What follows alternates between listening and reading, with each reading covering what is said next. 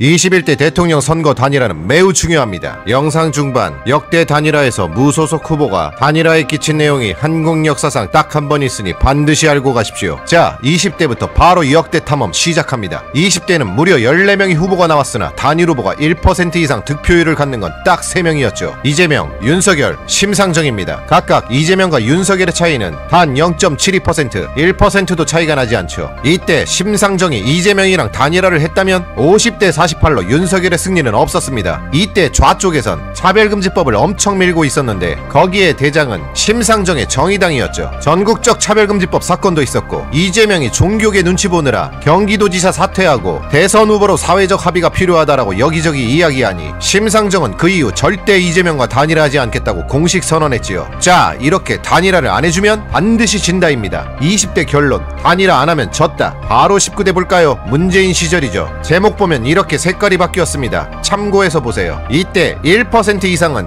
5명이나 있었어요. 문재인, 홍준표, 안철수, 유승민, 심상정. 확실하게 평가할 수 있는 2번과 3번이 만약 단일화를 했다면 41대 45로 단일화한 홍준표 또는 안철수가 승리했겠죠. 4번, 5번은 논외로 치겠습니다. 태생으로 치면 둘이 보수, 진보이긴 한데 계속 이념이 왔다갔다 한 것도 있고 그래서 애매합니다. 아무튼 19대 결론, 단일화 안 하면 졌다. 그래서 우린 문재인 5년의 시기를 겪었죠. 그리고 이번 국힘이 단일화에 목숨 거는 이유이기도 하고요. 18대 박근혜 시절입니다. 이땐 후보도 적고 1% 이상은 박근혜, 문재인 딱 둘뿐이에요. 애초 후보들 자체가 내부 경선으로 단일화 다 끝내고 나왔습니다. 결과는 박근혜 승리였고 그냥 깔끔한 1대1 전투식이라 볼 수 있죠. 이만큼 단일화는 중요합니다. 17대 이명박 시절 가장 군소정당이 많이 난립하던 시기죠. 이번 이명박을 제외하고 정동영, 권영길, 이인재, 문국현, 이회창 엄청 많았죠. 그래서 압도적으로 이명박의 승리로 끝났습니다. 이때 충격받아서 아까 박근혜, 문재인 때 양쪽 다 단일화의 중요성을 깨닫고 전투 펼친 겁니다. 17대 결론, 단일화 한 자만 이겼다. 부연 말씀드리면 단일화 안 하고 나온 자는요 일부러 같은 진영 떨어뜨리려 하는 겁니다. 그거 평생 기억해 놓으시면 돼요. 16대 노무현 시기입니다. 이회창, 노무현이고 몇 명 더 있는데 1% 넘는 자는 한 명 더 있긴 했습니다. 이때도 박근혜 시절처럼 거의 뭐 1대1 전투식이라 봐도 되는 때고 결과는 아시다시피 노무현 승리. 아주 단일화가 잘 되었었죠. 1대1 전투는 그냥 누가 좀 더 인기 많냐에 따라 갈리는 겁니다. 이건 방법이 없죠. 정말 하늘만 알 뿐. 그런데 여기서 영상 초반 말씀드린 비하인드 스토리가 있습니다. 바로 정몽준이죠. 그는 원래 보수 진영이었고 박근혜와 합쳐보려 했으나 박근혜는 이회창에 합류했습니다. 그래서 새로운 정당을 창당하여 갑자기 진보 진영 노무현과 단일화를 선언했다가 나중에 대선 전날 지지를 철회했죠. 이 과정 속에서도 인터넷도 보급이 부족하던 시절 내용을 정확히 전달받지 못한 수많은 보수 진영들은 오히려 노무현을 투표했겠죠. 그래서 차이가 2% 정도밖에 차이 나지 못하게 된 계기를 일으켰을 겁니다. 한국 역대 역사에서 무소속이 단일화를 흔든 순간의 유일한 케이스이며 그것은 패배로 다가왔죠. 그래서 절대 흔들리지 말고 그대로 밀고 가야 합니다. 자, 다음 15대 김대중 시기입니다. 이회창, 김대중, 이인재 3파전이었죠. 이인재가 이회창과 단일화를 해줬다면 한국의 역사에서 김대중 정권은 없었을 겁니다. 저때 이인재 후보 욕도 많이 먹긴 했죠. 이회창 싫다, 보수표를 뺏기 위한 거다 라는 논란도 많았죠. 여기서 증명되는 겁니다. 단일화 했으면 압살 수준이었죠. 참고로 김대중 정권이 역대 대통령 중 군사정권 시절을 제외하고